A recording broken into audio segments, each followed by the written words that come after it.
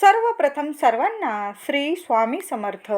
उद्यापासून मार्गशीर्ष महिना सुरू होत आहे. हा पवित्र महिना उद्या म्हणजे बुधवार 13 डिसेंबर 2023 पासून सुरू होत आहे. आपण सर्वच या महिन्यात माता लक्ष्मीची, श्री हरी विष्णूंची सेवा करत असतो. या महिन्यात माता लक्ष्मीचे आपण मार्गशीर्षातले गुरुवार करतो आणि भगवान विष्णूंची सेवा केल्याशिवाय माता लक्ष्मी आपले गुरुवार कबूल करत नाही. म्हणून जोडीने आपण देवांची पूजा केली पाहिजे. माता लक्ष्मीसह श्री हरी भगवान विष्णूंची सुद्धा आपण या महिन्यात सेवा केली पाहिजे. त्याचबरोबर आपल्याला आपल्या गुरूंची सुद्धा या महिन्यात सेवा करायची आहे, कारण याच महिन्यात 26 डिसेंबर 2023 रोजी दत्त जयंती आलेली आहे, मंगळवारी. म्हणून आपल्याला आपल्या गुरूंची सेवा करायची आहे, आपल्या महाराजांची सेवा करायची आहे. ज्यांना काहीच सेवा जमत नाही त्यांनी महाराजांची साधी सोपी सेवा म्हणजे महाराजांचा षडाक्षरी मंत्राचा जप करावा. श्री स्वामी समर्थ, श्री स्वामी समर्थ या मंत्राला जपाला वेळ काळाचे बंधन नाही, महिलांनाही काहीच कुठलेच बंधन नाही. 4 दिवसातही तुम्ही मंत्र जप करू शकतात. सुतक असेल तेव्हा सुद्धा तुम्ही जप करू शकतात. वेळ काळ कसलंच बंधन नाही. स्वामींची सेवा करताना कसलंच बंधन नाही. उठता बसता तुम्ही कधीही मंत्र जप करू शकता. अगदी तुम्ही ऑफिसला प्रवास करतात तेव्हा सुद्धा मंत्र जप करा. महिनाभर अखंड मंत्र जप करा. किमान दत्त जयंतीपर्यंत तरी करा. मी तर म्हणेल आपण आयुष्यभर मरोस्तोवर स्वामींचं नाम जपतच राहिलं पाहिजे. पण जेव्हा जेव्हा वेळ मिळेल तेव्हा जप करत जा. बसता उठता मनातल्या मनात जप करा. तोंडाने बोलून जप करा. कसाही जप करा, पण जप करा. मार्गशीर्ष प्रत्येक गुरुवारी 11 माळी आपल्याला मंत्र जप करायचा आहे. तुम्ही असा तर मंत्र जप कराच, पण प्रत्येक गुरुवारी मार्गशीर्षात 5 गुरुवार आलेले आहे. 5ही गुरुवारी 11 माळी शांत बसून 11 माळी आपल्याला मंत्र जप करायचा आहे. आणि नाहीच जमलं तर तुम्ही उठता बसता तुम्हाला जेव्हा जमेल तेव्हा ही सेवा करा. ऑफिसला जात असाल संध्याकाळी येऊन सुद्धा तुम्ही ही सेवा करू शकता. माझ्या काही मैत्रिणी ऑफिसला जातात, त्यांनी संध्याकाळी आल्यावर हातपाय धुवून ही सेवा केली तरीही चालेल. लहान लेकरं असतील, तुम्ही ऑफिसमध्ये बसून सुद्धा ही सेवा करू शकता. तुम्ही सकाळी सुद्धा तुम्ही ही ऑफिसला जाण्याआधी सकाळीच ही सेवा करून घ्यावी. तुमच्याकडे माळ नसेल तर आपल्या महाराजांच्या फोटोसमोर उदबत्ती दिवा लावून 10-11 मिनिटं शांत बसून मंत्र जप करा. श्री स्वामी समर्थ, श्री स्वामी समर्थ मंत्र जप करा. 10 मिनिटं फक्त तुमचा महाराजांसाठीच असायला हवा. काही वाईट विचार आले दुर्लक्ष करा. फक्त आपण आणि आपले स्वामी, आपले महाराज. तुम्हाला अगदीच दर गुरुवारी 11 माळी मंत्र जपला नाही जमलं मंत्र जप करायला, 1 माळ अवश्य करा. नाहीतर जेव्हा वेळ मिळेल तेव्हा तरी ही सेवा कराच. सेवा करताना कधीच मोजून मापून करू नका. तुम्हाला जेवढा मंत्र जपता येईल तेवढा जपा. दिवस रात्र कधीच बघू नका की आत्ता करतो तेव्हा करतो. मंत्र जपत राहा. कितीही करा, कमी जास्त फक्त मनापासून जपा.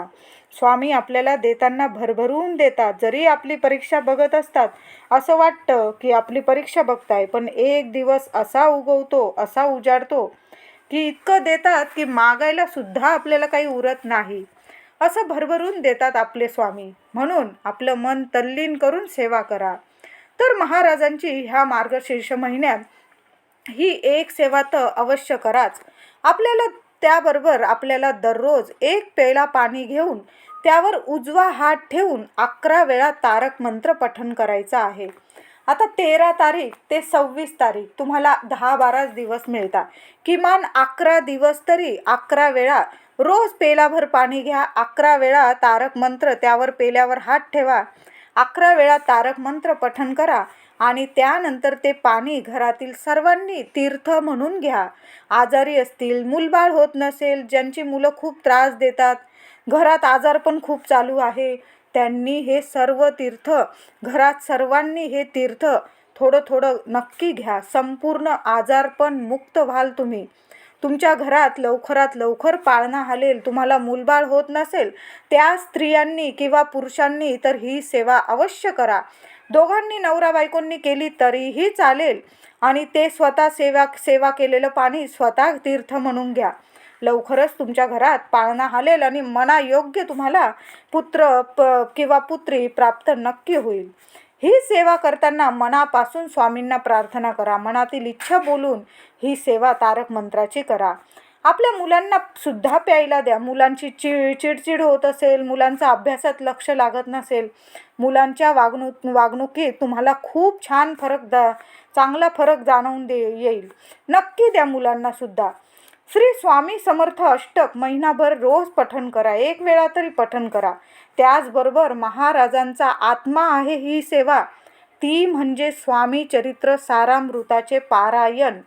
तुम्ही ह्या मार्गशीर्ष महिन्यात 11 वेळा 21 वेळा तुम्हाला जेवढं पारायण तुम्ही करू शकता. स्वामी चरित्र सारामृत हा ग्रंथ महाराजांचा आत्मा आहे. जीवनात कितीही काटे असू द्या, दूर करतील स्वामी. म्हणून तुम्ही ही सेवा संकल्पयुक्तही करू शकता किंवा तुम्ही पारायण संकल्प न करता पण करू शकता. पण मी म्हणेन, एक नारळ आणि खडीसाखर मंदिरात घेऊन जा.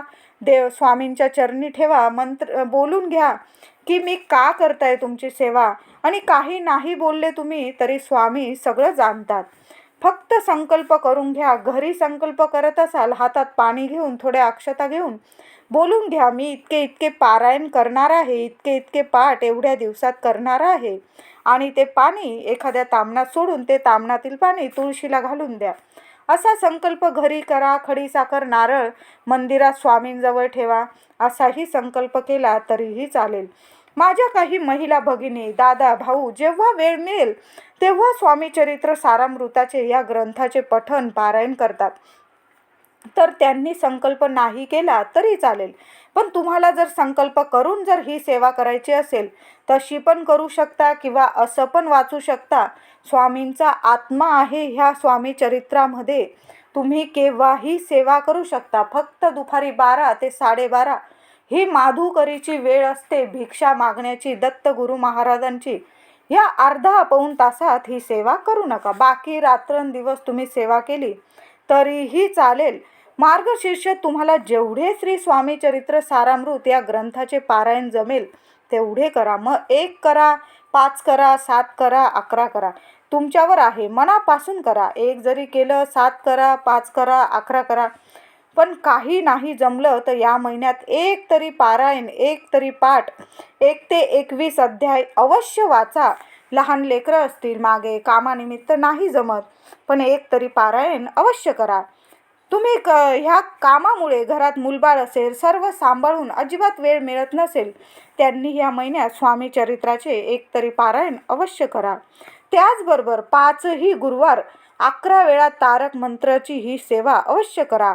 11 माळी श्री स्वामी समर्थ मंत्र जप करा किंवा अखंड नामस्मरण करा. कुठलीही सेवा करताना शांत चित्ताने उदबत्ती, तुपाचा दिवा, गाईच्या तुपाचा दिवा लावून मग करा. दर गुरुवारी जमलं तर स्वामी केंद्रात जाऊन दर्शन घ्या. महिनाभर स्वामींना गोड नैवेद्य दाखवा.